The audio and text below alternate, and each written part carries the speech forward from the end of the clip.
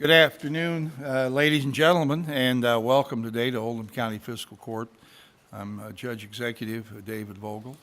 Happy to have all of you here today. It's I guess the 7th of November. It's kind of a cool day today in Oldham County, Kentucky, but cloudy, cool day can't ruin a happy sunny disposition. So we welcome all of you here.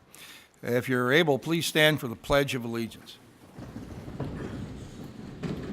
I pledge allegiance to the flag of the United States of America and to the republic for which it stands, one nation, under God, indivisible, with liberty and justice for all.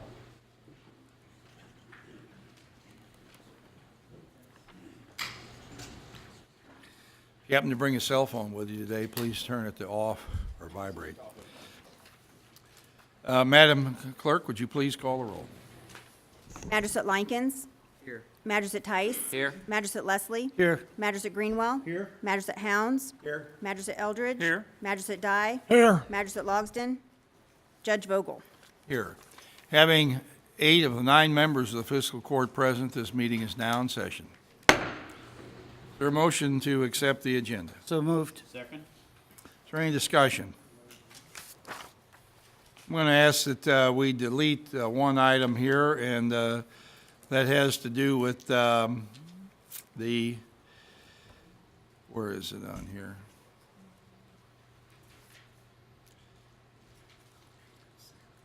Did we take up, would it remove the one about the mechanical contractors? Oh, it's a bid up at the top. We're going to delay that bid opening, mechanical, detention center mechanical services.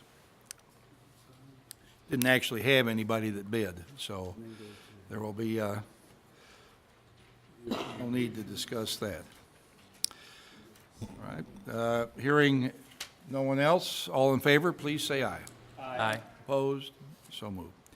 I'm going to ask Sheila Fair, our clerk, to please read the minutes from our previous meeting. October 17th, 2017. The Oldham County Fiscal Court convened at a regular meeting at 2 p.m. with County Attorney John Carter and the following magistrates in attendance: Brent Likens, Wayne Tice, Steve Greenwell, Chris Hounds, Kevin Eldridge, Bob Dye, and Michael Logsdon. Judge Executive Vogel and Magistrate Leslie were absent. Motion made by Magistrate Dye and seconded by Magistrate Eldridge to elect Magistrate Greenwell as chairman for the meeting in Judge Vogel's absence. Motion carried unanimously. Motion made by Magistrate Hounds and seconded by Magistrate Likens to approve the agenda. Motion carried unanimously. Motion made by Magistrate Eldridge and seconded by Magistrate Likens to approve the meeting minutes of October 3rd. Motion carried unanimously. Fiscal Court observed a moment of silence to honor Oldham County Sheriff Deputy Billy Roberts, who passed away over the weekend. Deputy Roberts protected and served the citizens of Oldham County for over 29 years and will be dearly missed. Public comment, none. Payables. Motion made by Magistrate Logsdon and seconded by Magistrate Eldridge to approve the payables as submitted. Motion carried 6-1. Magistrate Greenwell voted no. EMS Kentucky Ambulance Block Grant. Motion made by Magistrate Dye and seconded by Magistrate Hounds to authorize the Judge Executive to sign the grant application relating to Kentucky Ambulance Block Grant Program. Motion carried unanimously. Board appointments. Code Enforcement Board. Motion made by Magistrate Tice and seconded by Magistrate Hounds to accept the resignation of Ed Halfling from the Code Enforcement Board and appoint Joe Rafferty to fulfill the unexpired term through June 18, 2019. Motion carried unanimously. Ethics Commission. Motion made by Magistrate Eldridge and seconded by Magistrate Tice to appoint Ann Brown to the Ethics Commission to fulfill Ed Halfling's unexpired term through October 18, 2020. Motion carried unanimously. Personnel actions. Dispatch. Motion made by Magistrate Hounds and seconded by Magistrate Dye to hire Ashley Alstott as part-time telecommunicator 1 at $15.08 an hour, not to exceed 90 days, effective October 17, 2017. Motion carried unanimously. Second public comment, none. Announcements.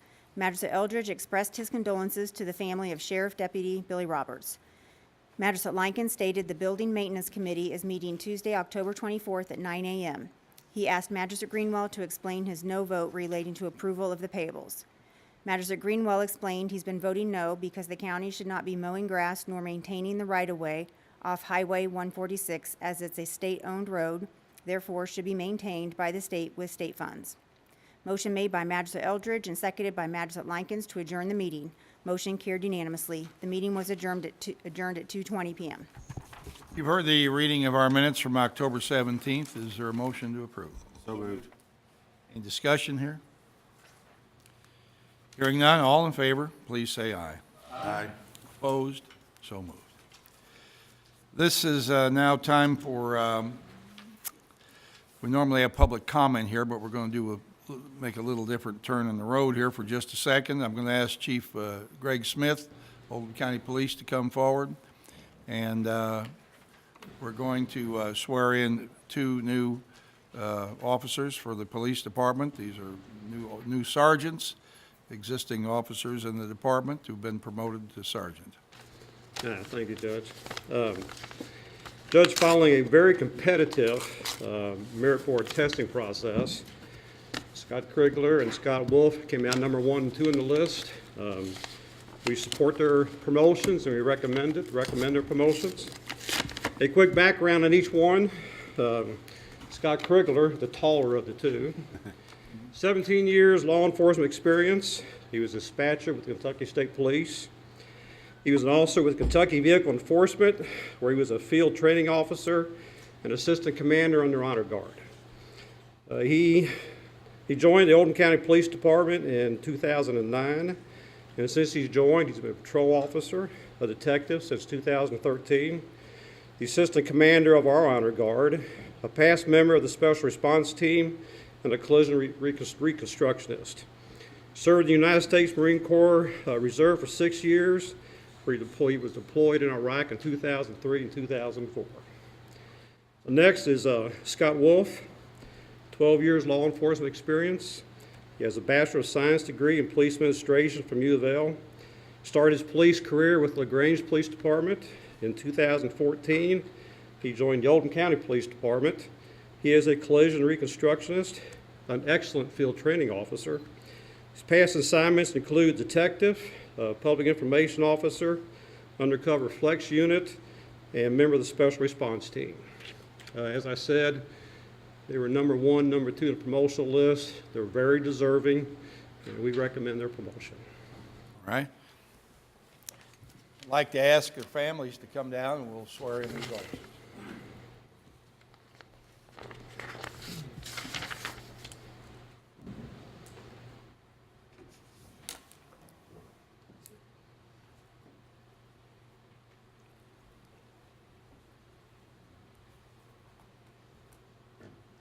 Stand here and ask you gentlemen to stand right here, please.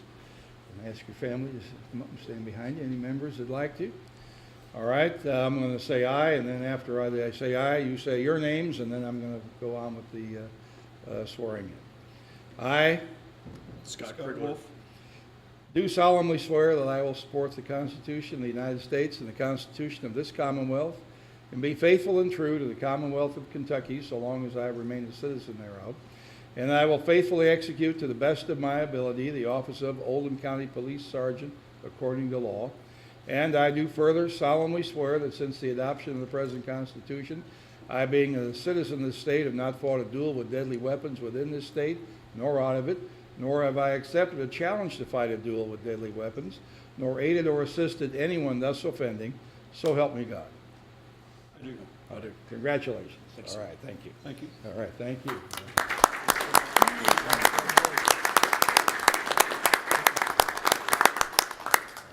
Do you have anything to give me? Oh, yeah, guess you might want your badges, huh? All right. Ms. Wolf. All right, Officer Wolf. Thank you, Mr. Krigler. Officer Krieger. There you go. All right, thank you. Okay, Scott. Y'all want pictures? Judge, can you get pictures of the family, please? Let's come up together right here. Everybody in here. Doc Bob. Right?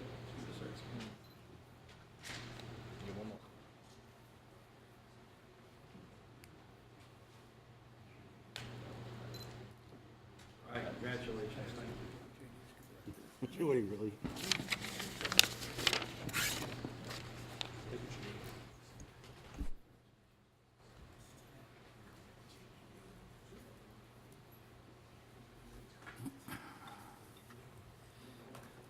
We are certainly very proud of these officers and wish them well in their promotion. We're proud of all the officers of our Oldham County Police Department, as we are equally proud of our Sheriff's Department deputies and the Pee Wee Valley and LaGrange Police.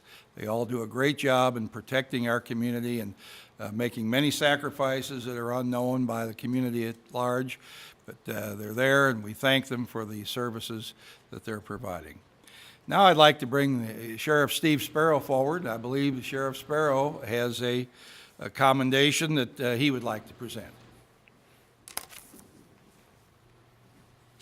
That's correct, Judge. Thank you. Members of the fiscal court, ma'am, how are you this evening, this morning, afternoon, whatever? It's sometime, I think the time change has gotten going here.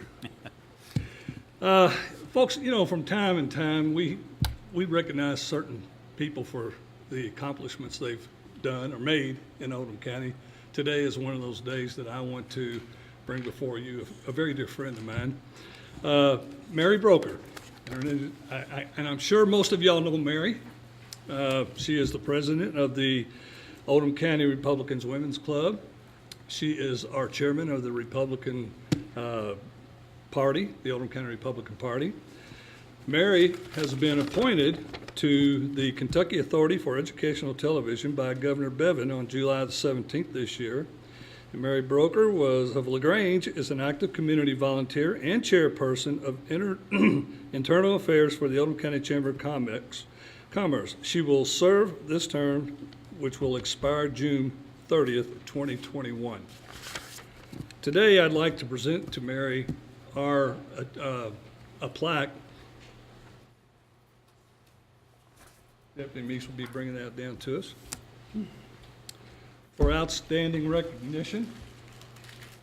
And I want to present this to you, Mary, for all the things that you have done for Oldham County and for the Sheriff's Office and me personally as a friend.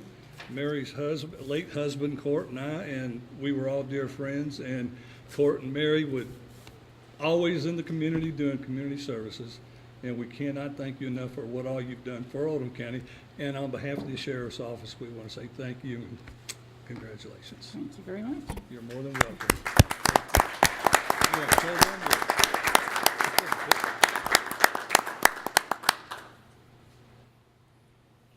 Yeah.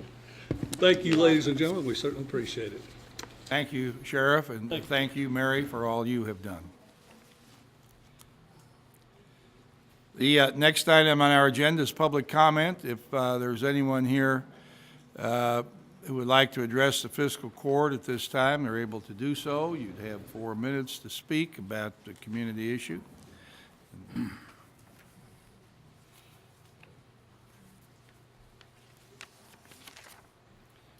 Joe Good Hamilton? afternoon, Judge. All right, welcome, Joe. Good afternoon, Magistrates, Mr. Carter, Ms. Sheila.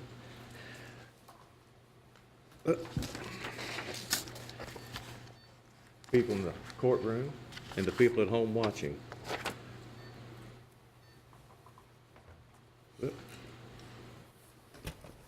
I'm here today representing the American Legion, post number 39 of Oldham County. This Saturday, Veterans Day, November the 11th, at 2 p.m. we're having our annual Veterans Day program at the Black Community Center in Buckner. We'd like to invite all of y'all to be there, everyone in the county to come and join the festivities with us. Congressman Thomas Massey is going to be our guest speaker. And we've had a time change because of a couple other things. Normally it's at 7 o'clock in the evening, but this year it's going to be at 2 o'clock. So would appreciate all of y'all showing up and supporting our veterans because it is the Veterans Day. Thank you all. Right, and that's this coming Saturday. Yes, sir. November the 11th. November the 11th, right. Yes, sir. Thank you. Yes, sir. And I want to mention too now that Joe here has been for the last several years. Joe, don't go away just yet. Okay. For the last several years, Joe has assisted us as a auto fleet manager consultant. And I want to thank you for your service. You've done a good job for Oldham County. We appreciate it, and we wish you the best in future here, and thank you for the service you've rendered the community. Yes, sir. Thank you, Joe. Thank you. Judge, I'd like to say one more thing to Joe. Could you come back up? To everybody who may not know him, he's served many, many years in the military. I think it's most appropriate that you be the one who came up and told us about the Veterans Day memorial service on Saturday. But Joe, a lot of people have no idea how many years you were in the military. I can't remember. You had so many stripes on your arm, I couldn't count them all. So could you please tell us all? It was just short of 40 years and everything. My wife is still in the military, and she's in her 32nd year, and she's at MacDill Air Force Base now. She, a couple months ago, she was in Qatar for 23 days, and then she was in San Diego at Coronado Naval Air Base teaching classes, and she's be going across the pond again here in about a week for a few days, teaching some other classes. I can't tell you where she's going. But she's just really busy, and I'm proud of her. Well, Joe, I'm proud of you. I'm proud of your wife and all the people who've served our country, and thank you very much. Thank you, sir. I appreciate it. You're welcome.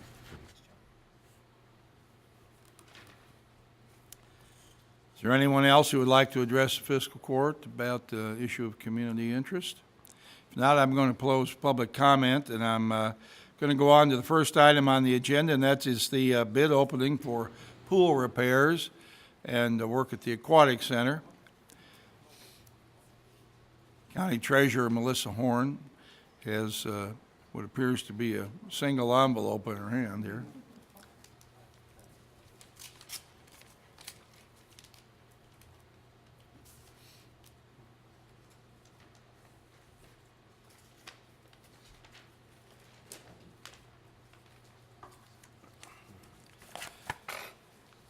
All right, this bid for aquatic work at the pool is $69,867.34.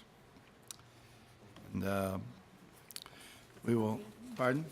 Oh, it's from Aquatic Construction of Fairdale, Kentucky.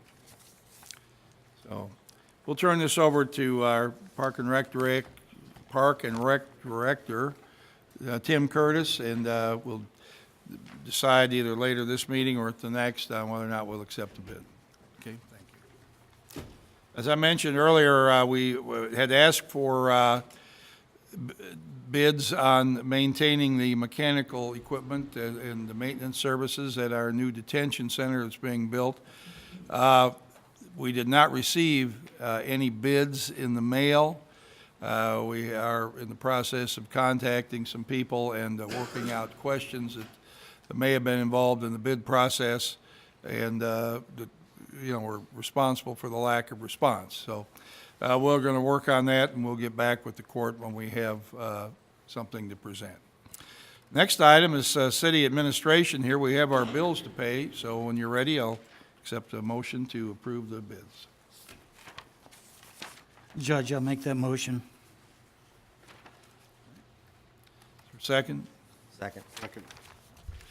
Any discussion on this? Hearing none, all in favor, please say aye. Aye.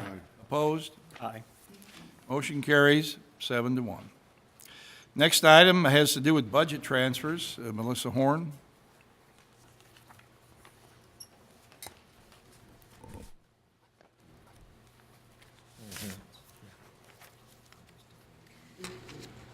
Our practice is to look at our budget line items every quarter, and for those line items that are in the red, or we've already spent the money, then I request transfers from a budget line that has money left in it.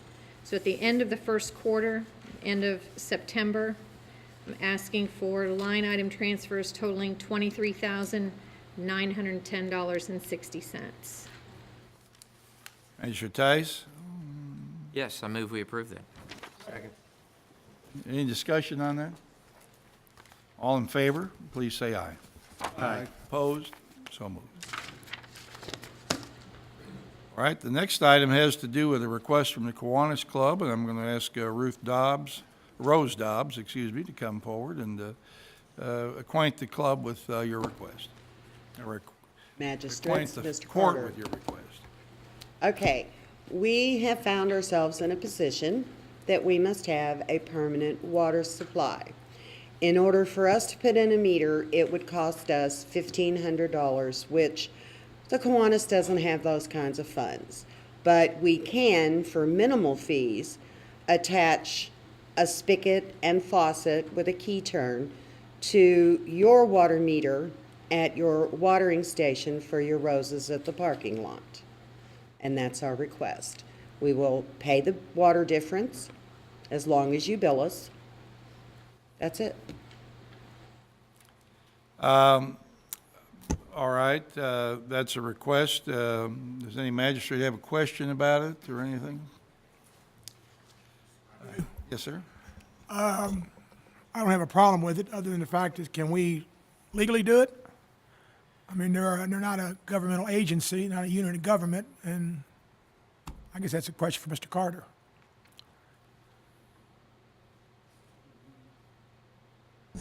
Yes, as long as they pay for the connection and pay for the water they use. Okay.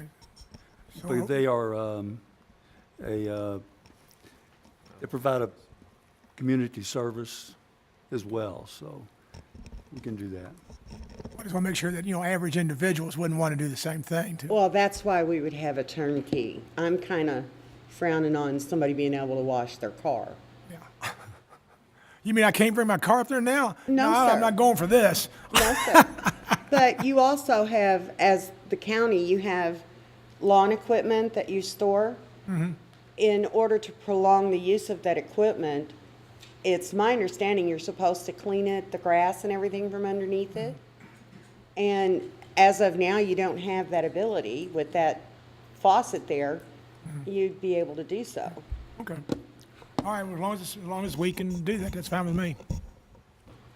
Well, no, we don't have any maintenance people here right this minute. Now, I've spoken with LaGrange Water, and they said that it shouldn't be an issue.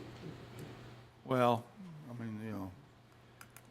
mean, where is is there a spigot out there now? No, it's just a meter. We would have to have it Or installed. how do we water the flowers out there with it? Sprinkler system.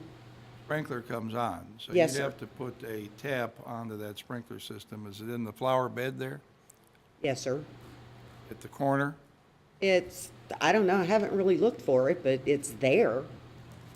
Well, there's going to be a stoplight go in there somewhere too.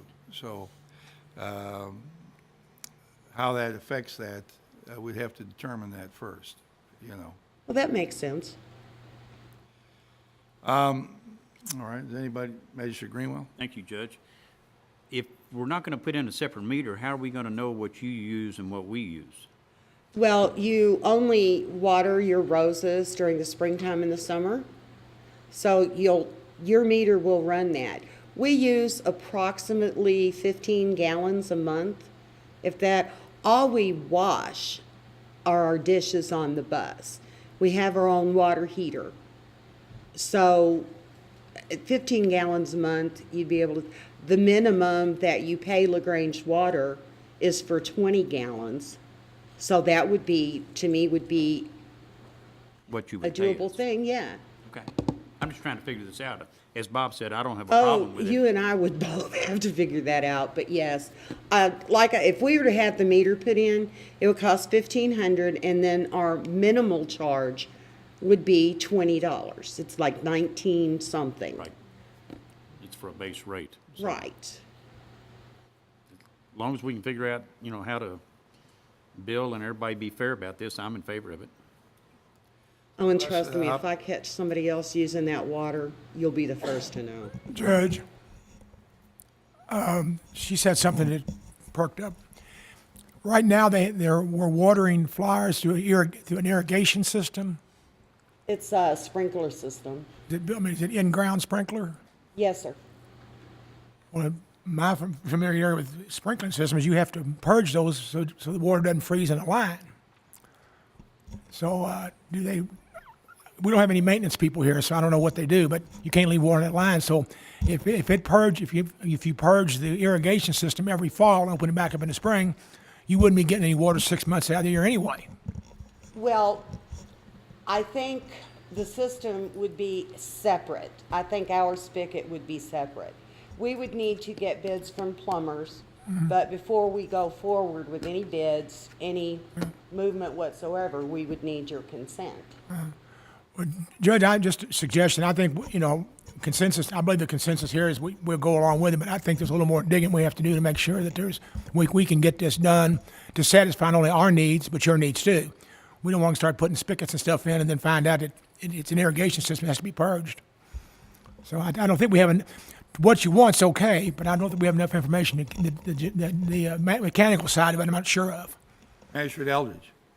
I think that Mr. Dye is right on target. I think we need to hold this over till the next meeting and make sure that Rodney or somebody speaks with this young lady and then is ready to report with us. That way we know, A, about the purging, B, where this new light pole is going to go in, and then we're not already going to be moving a water line or something to get that done. I mean, there seems to be some logistics here to iron out. So would it be possible for you to connect she and Rodney to get this Yeah. working? Magistrate Likens. Judge, if it's just a freeze-proof hydrant, how far from the meter would it be? Because the meter has to be at least 2 foot deep. So you could put a freeze-proof hydrant next to the meter, but if you go and connect a freeze-proof hydrant into your irrigation supply, that's what they're saying will be shut off. So if it's close to your meter, It's not really a it's fine. hydrant. And It then would just be an addition. Well, you ought to put like a freeze-proof hydrant. It has a handle that you can put a lock on, actually, to keep somebody from using it unauthorized use. So you just put a little padlock on the handle of a freeze-proof hydrant. And they're not very expensive. They're less than $100. So, Oh, I like you. I'm an engineer. I put these things in all the time, so. All right, why don't we let's look table into this until the next meeting. We'll come up with the details. We talk to the maintenance department, and we'll see what can be done there. Okay, and it's just a matter of running some type of, the bus is on one side of the lot, the flower bed's on the other side, or at least where I think this water connection might be. Does that mean running a hose across the parking lot every time you're using It's not where anyone parks. There's an area behind where your paper box goes. There's curbings. And we make sure that everything is safe. Is this along the property line with the Dr. Sparks, yes. Sparks? Oh, okay, it's not where I thought it was. It's on the other side. Ma'am, can I get your name and phone number, and we'll call you if you'll give it to me? Yes, sir. But can I give it to you privately? This is aired. That's what I'm saying. Thank you. All right, is there a second what table is? Till next time? All right. All in favor, please say aye. Aye. All right, Thank you. thank you. Just write it down there for me. All right, now we've got our grant application. Chief Smith?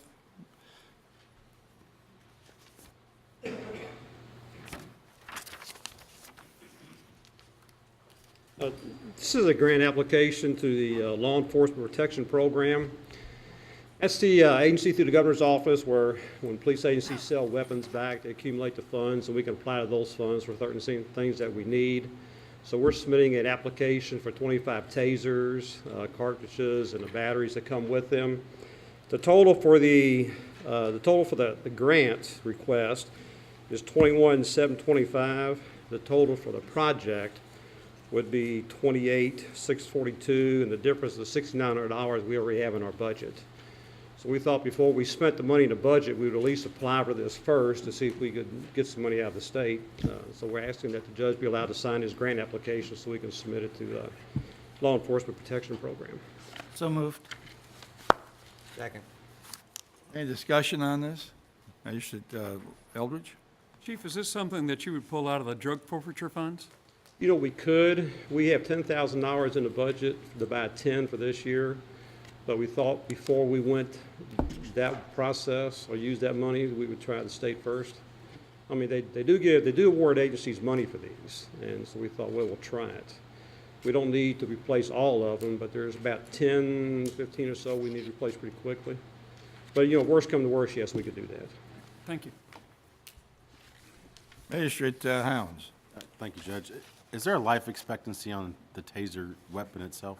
Yeah, ours is way past due. You know, well, I guess ours are about 10 years old, and, you know, it's like any other technology, they keep improving, and every time they improve and go to a different model, the availability of parts to fix ours becomes more limited. And actually, we got some pretty good life use out of them, because we don't use them very often. You know, but, yeah, there's a life expectancy for these, batteries and cartridges especially. Magistrate Dye. When you say that, and I know there is, it says, is it like a used by this date and not any longer than that? Like a smoke alarm in your house? No, we test them. Actually, they need to be spark tested daily. And you know, you can tell when they quit functioning. And as they quit functioning, we try to replace them. I think last year we bought 3 or 4. And actually in our budget this year, we had to buy 10. Now, the battery's one-time use, or you keep recharging them, but, No, but no, I have to replace the batteries from time to time. okay, so otherwise they just basically wear out? Right. Okay. Yes, sir. All right, thank you. Judge? Magistrate Leslie.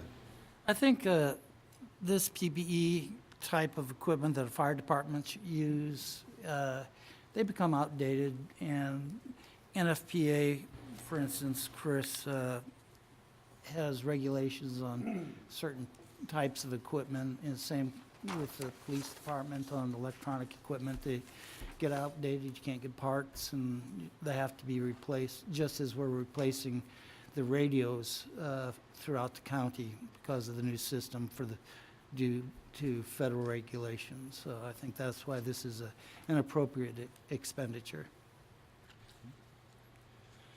Any further discussion? All right, it's been moved and seconded. I'll be allowed to sign this grant application. All in favor, please say aye. Aye. Opposed? Thank you, Judge. Thank you. Thank you. The next item is an LG&E utility easement agreement for the 18 Mile Creek Road area. Tim Curtis, Park and Rec Director. Judge, magistrates, as you are aware, we applied for and were approved for a grant at the Morgan Conservation Park for water and electric to be run up to the top there. And also part of that grant application was the composting pit comfort station that we've already installed. We've trenched and run the water line, and next is to lay the electric line, and LG&E has requested a 15-foot easement for us to be able to put the electric line in, and that is what this pertains to. Judge, I make that motion. Second. Any discussion on this? Magistrate Greenwell. Thank you, Judge. Tim, I thought we had run a water line within a couple of years after we bought that park. We did not run a water line up to the top of the hill. We did not. I thought I remembered Brian Campbell doing that. And maybe I'm completely wrong, but I know we at least talked about it. Maybe we didn't do it. Well, we applied for the grant once 7 or 8 years ago and did not get it. Okay. And then I reapplied and we did get it. Okay. So perhaps that was it. While Brian was here, we did apply for the grant and didn't get it. Magistrate Dye. Who's doing the locate on this easement? As far, LG&E has actually come out and already done the drawings for the easement, and our guys have been approved by LG&E to do the trenching. So Mike Hamilton is running the equipment to do the trenching. And there's no other lines up through there. It's already been marked and ready to go. So they're by this piece of paper, that's where this is going to be the document. It says this is where the line is. It's 15 foot from, I can't make this out, my eyes are too old. Correct. Okay. All right, okay, that's good, thank you. Magistrate Eldridge. I don't have any problem with this, Judge. The only problem I had, and I'll ask Magistrate Leslie there to concur, that's not 18 Mile Creek Road, You're correct. Covington Ridge Road. it's Covington Ridge Road. So I don't know if we need to get that corrected before this is signed or not. We do need to get that corrected. I'm not sure why they've listed that way as 18 Mile Creek. Yeah, it's the wrong It is- location. It is Covington Ridge Road. All right, we'll get that corrected. Well, that's a long creek there, Magistrate. All right, any other discussion on this? Hearing none, all in favor, please say aye. Aye. Opposed? So moved. Thank you. The next item has to do with our Southern Health Partners contract for the detention center. And going to ask you to give me permission to sign this. Jailer Mike Simpson's there. Mike, would you want to come forward and answer any questions about the contract? Or also, we may get a little update for the court here on the status of our detention center as well. But first of all, let's see if, is there a motion to accept this contract? Second? Moved and seconded. Do we have any questions about this anybody has? Southern Health is our partner right now in the jail. That's correct, Judge. And if you recall back during the bid process, Southern Health Partners was one of them, obviously, that submitted a bid for the new facility, and they were awarded that.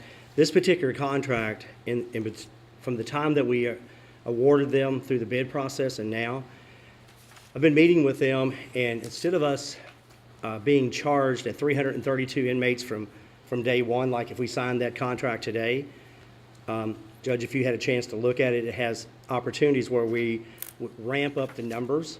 So we're actually going to be saving some money, and in theory, come July of 2018, we hope to be at the full 332. But between now and then, we should be saving some money because they're going to be charging us as a stair step up. As far as when we start increasing the number of inmates, then we'll get that particular month, the rate will go up. We're not going to pay for people who aren't there. Exactly. They should die.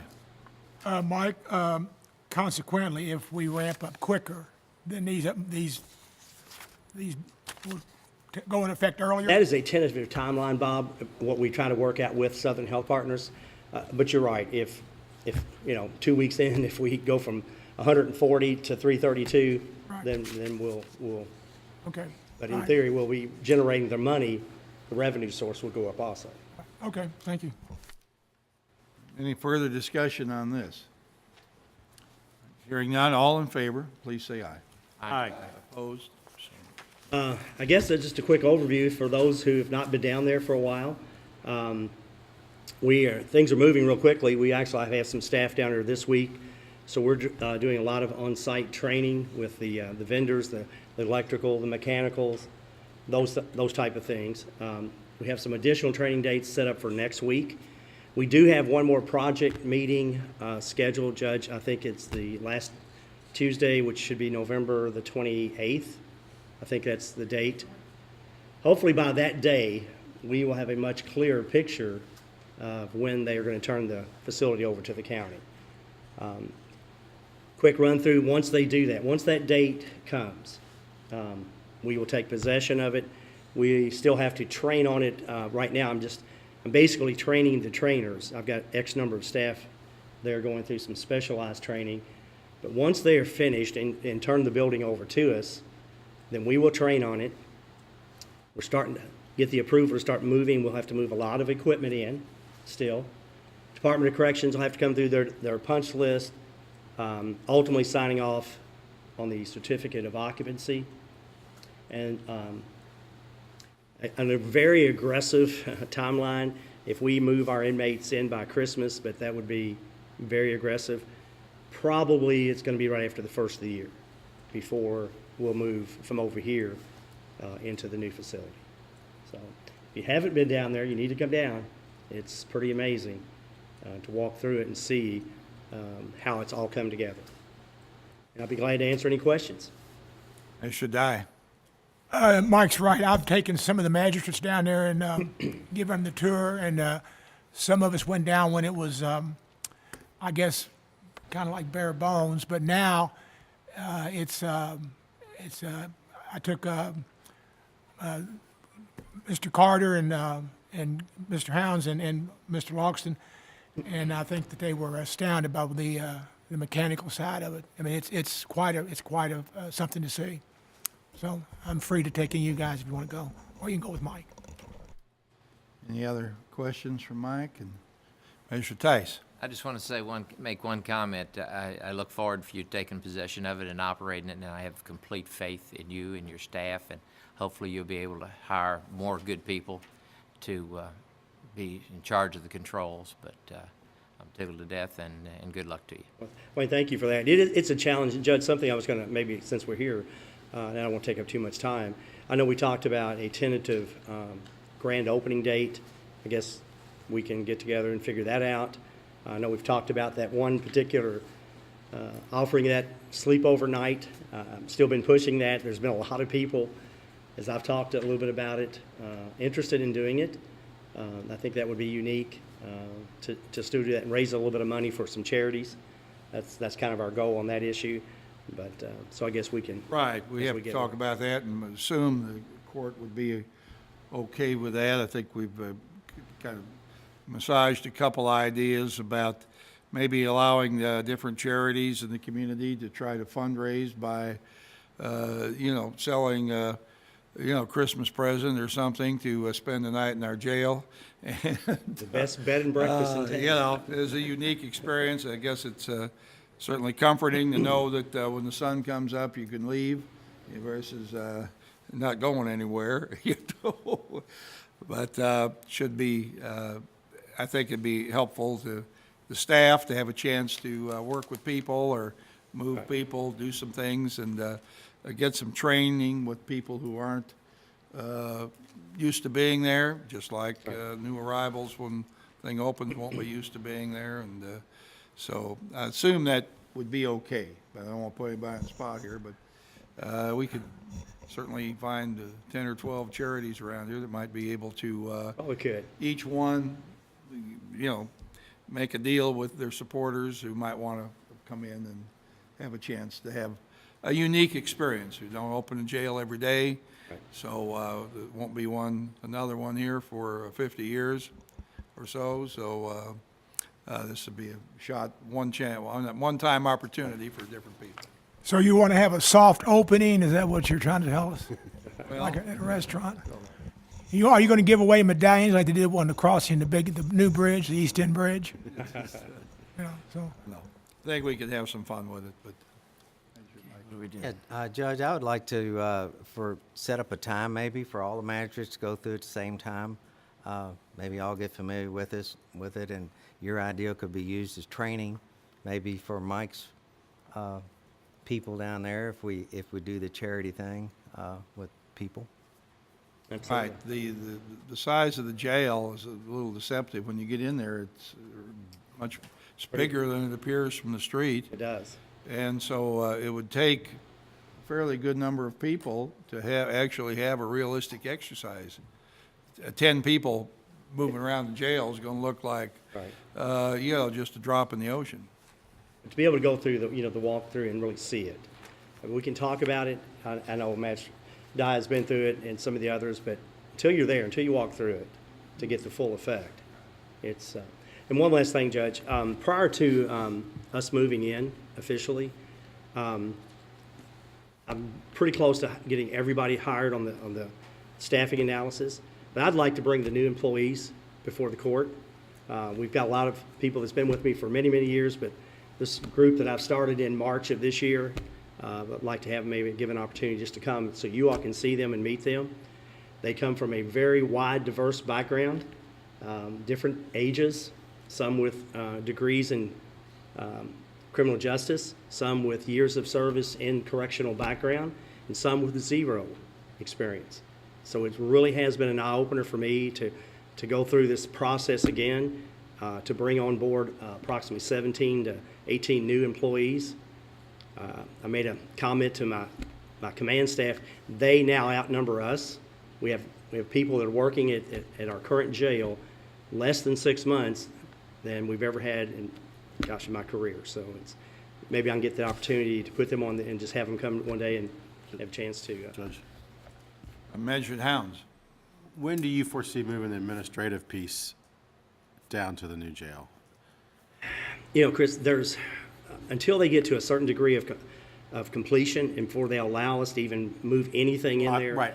I mean, are you talking about the same window with the inmates, or sooner or later? Obviously, the inmates will be the last thing that we do. We have a plan. I've already got a plan put together on how we're going to do that. We're going to create a roster who's over here with us on that day of the move, how we're gonna do it. We have all their information already administered. We're building the new server as we speak right now for the new facility. So we won't have to rebook them in. We'll just basically move them from point A to point B. But that'll be the last thing. Everything else that will take place, the punch list, moving in equipment in, all the bedding and everything else that goes with it, will take place once they give us thumbs up.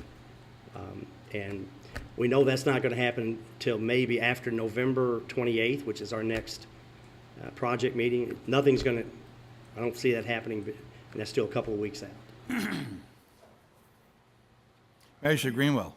When was the tentative promised completion date? I figured somebody would ask that. About mid-November. November Week 14th? from, week from tomorrow. Okay, okay. Week from tomorrow was the, you know, Steve, 18 months, 17 months ago, that was the date that was always spoken about, but that's not gonna happen. Okay. Well, but you, you need to, let me add something to that. The original date was the 15th of November, but we lost some time because of the rain when we were doing the pad, so they did request, had some change orders. I think, Melissa, you might be able to help me here, or weren't there a few days they got? There wasn't? We didn't give them to them? I thought there was.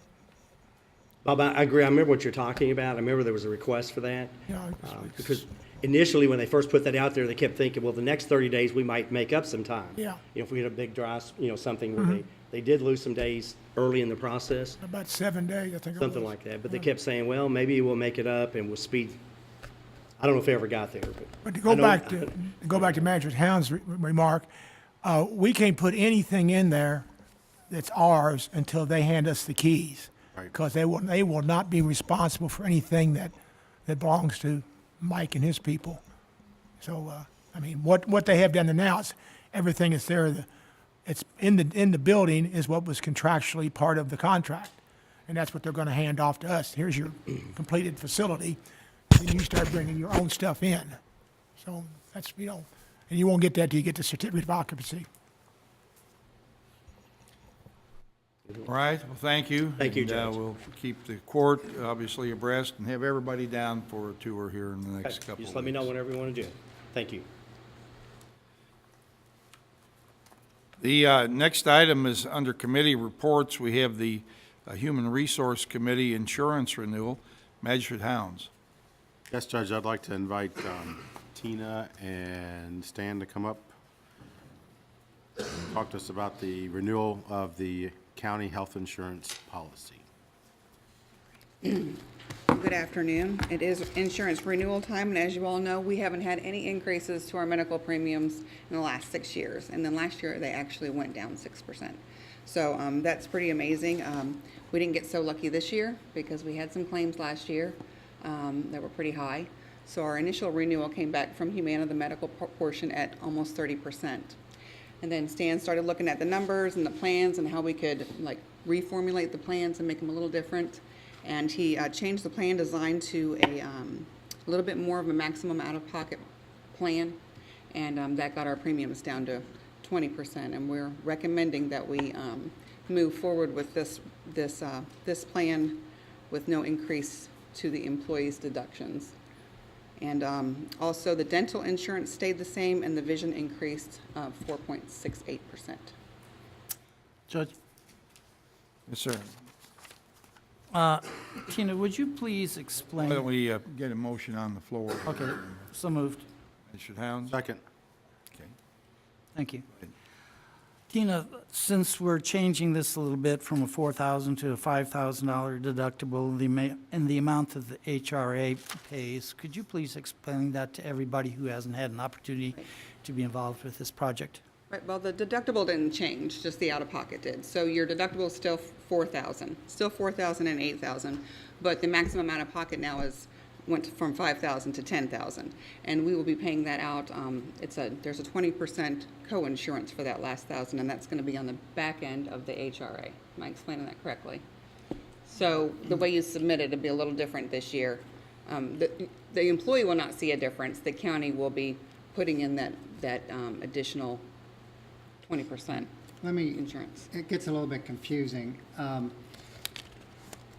When we originally went to this plan, the HRA feature was a way to go to a high deductible plan where the county took the risk for basic claims, and we let the insurance company pay for the real insurance coverage, which at that time for a single person, anything over 4,000 went to insurance, and combination of deductibles and HRA took care of the first 4,000.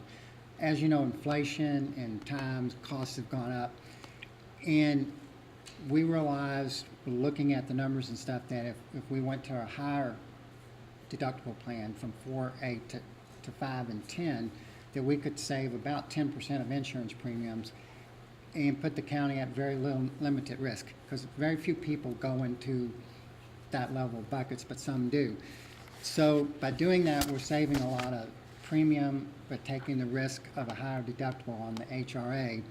And the way Humana works it is it's an 80-20. So you pay, a person will pay the first $4,000 100% out of pocket, and then 80-20 for the next $5,000 in this case, until the employee's out an additional $5,000. But the HRA is going to kick in and reimburse that employee for that 20%. So the employee will not be out of pocket.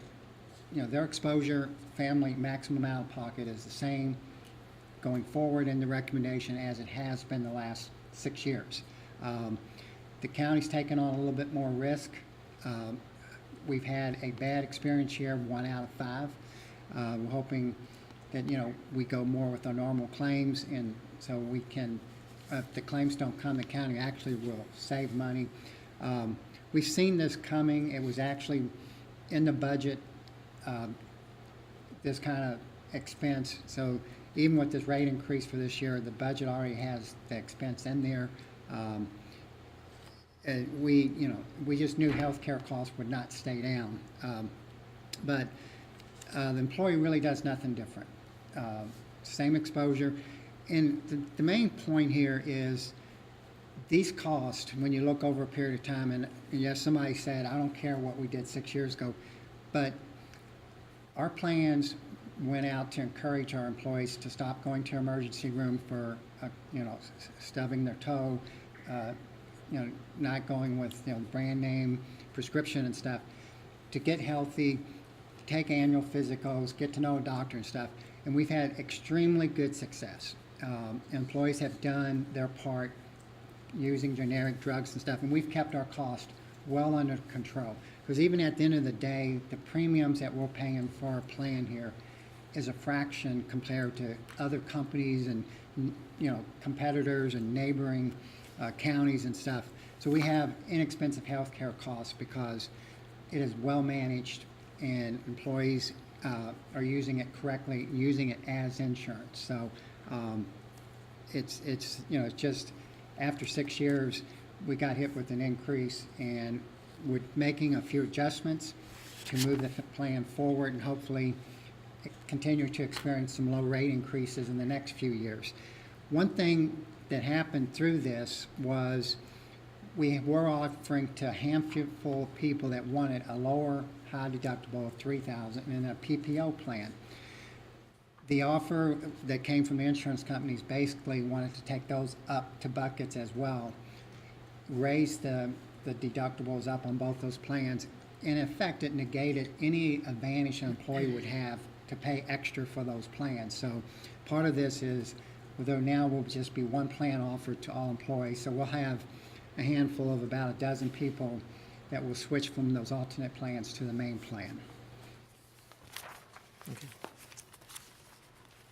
I had one other question, Stan, in reference to this. Approximately how many people go over the $4,000 deductible, percentage-wise? Was it 10%? Last year, well, percentage-wise, less than 25%. I know the number, 27 divided by 136, so 20% maybe. Okay, so It's not a big bucket. according to what I've understood, the number of employees that we have plus the policy cost to the county is about $100,000 less by going this route. Roughly. Right, roughly, it's less under 100,000. In other words, we are saving about $86,000 in premiums, which would be a foregone cost by taking on what we think is a slight risk of people going from 4,000 to over 5,000 in their, in the maximum out of family. Right, and I don't think a lot of people understand that when you've been going over these costs through the last,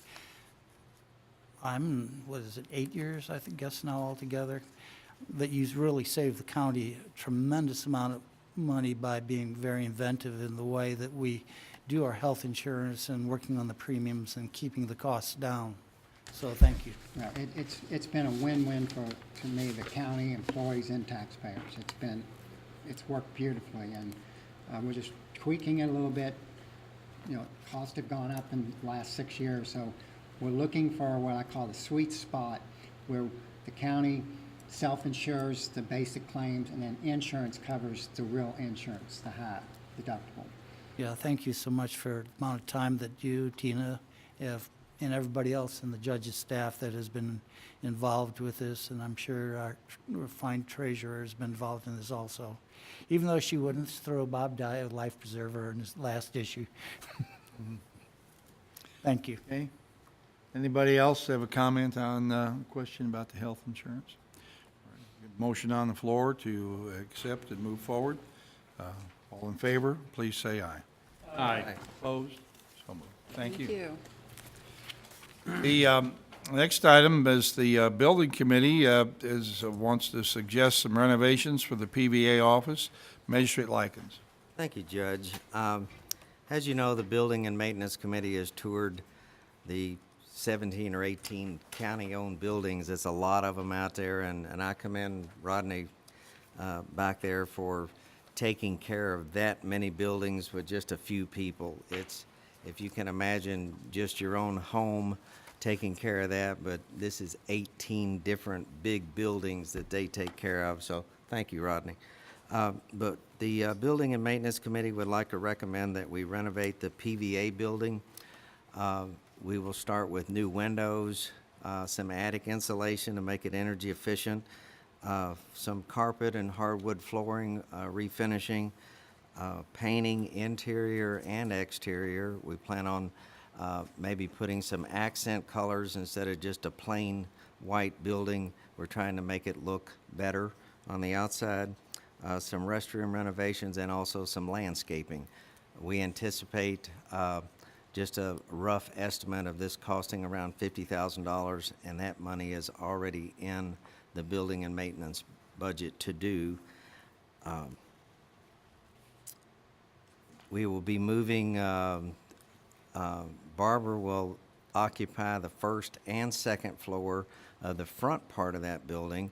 That will leave the back half of the building that we plan on moving some various people into, kind of to give us some wiggle room in some of the other departments for them to have some extra room. But this is kind of our first pass at our short-term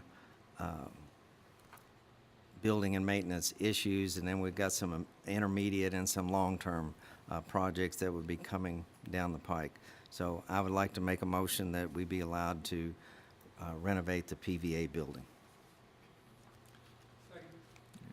Moved and seconded. Discussion? Okay, Magistrate Likens. I forgot something. We have a 15-page report that I was hoping that would go in everybody's packet today to look at, but Everybody got it but us. We already had it.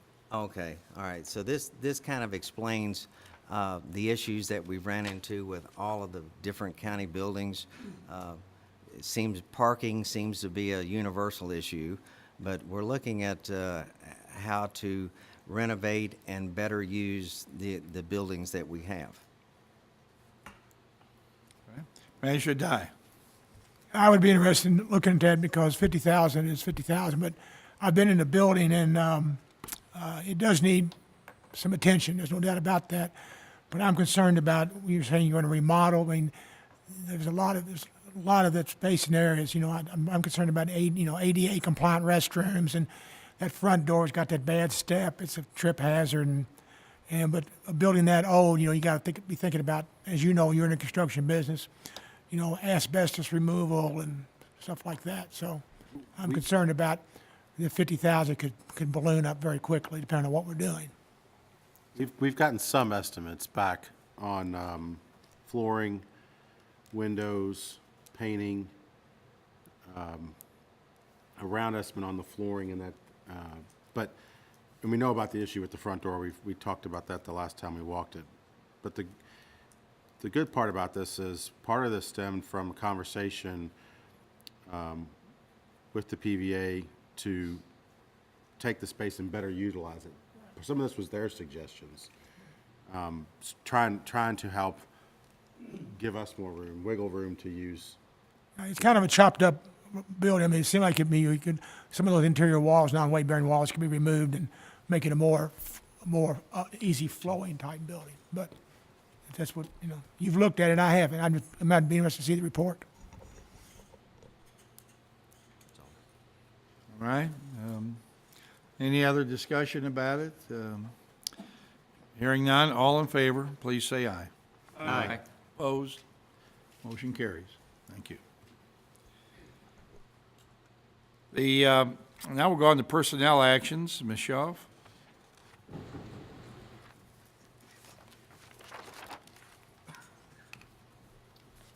Right, we're going to take care of the promotions from earlier. We have Detective Scott Kriegler being promoted to sergeant and Officer Scott Wolf being promoted to sergeant at a rate of $28.45 per hour effective today.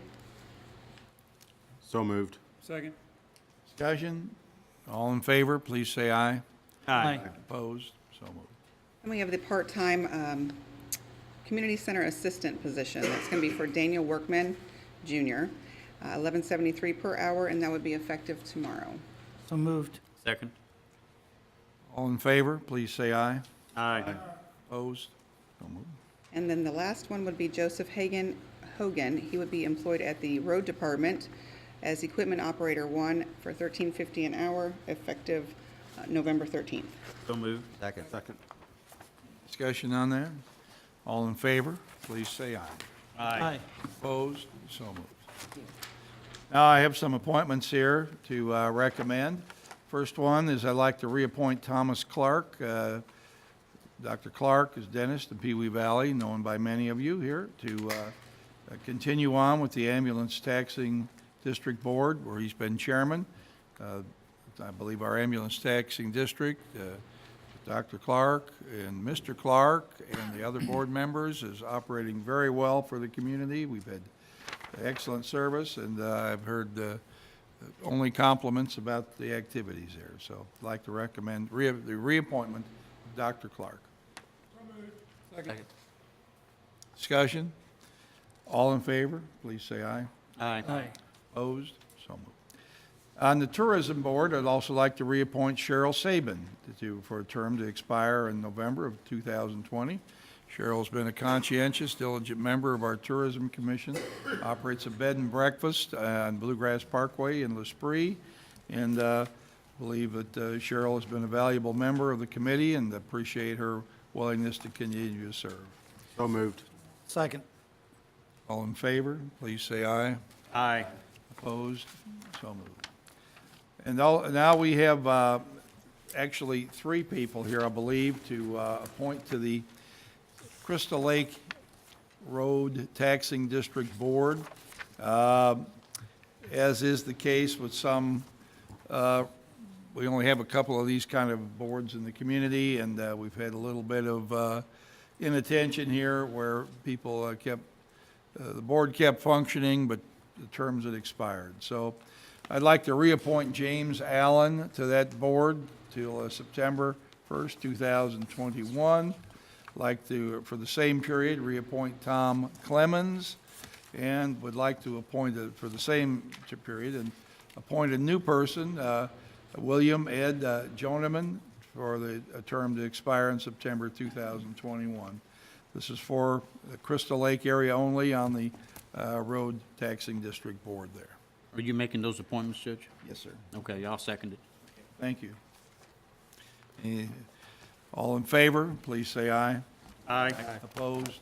So moved. Thank you. Now we're at our next public comment. Is there anyone who's come in who would like to address the fiscal court before we go into executive session here?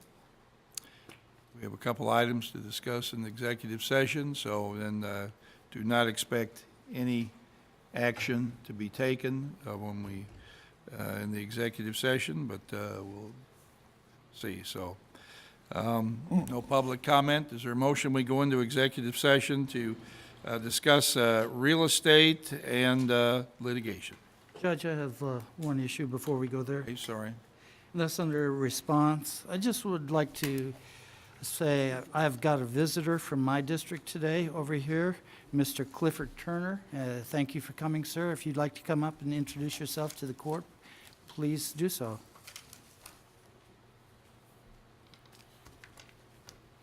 I'm just welcome to be here, and Judge, we've had a meeting, and I really appreciate it, and I look forward to working with all of you. I've been in this community for some 10 years, and I must apologize.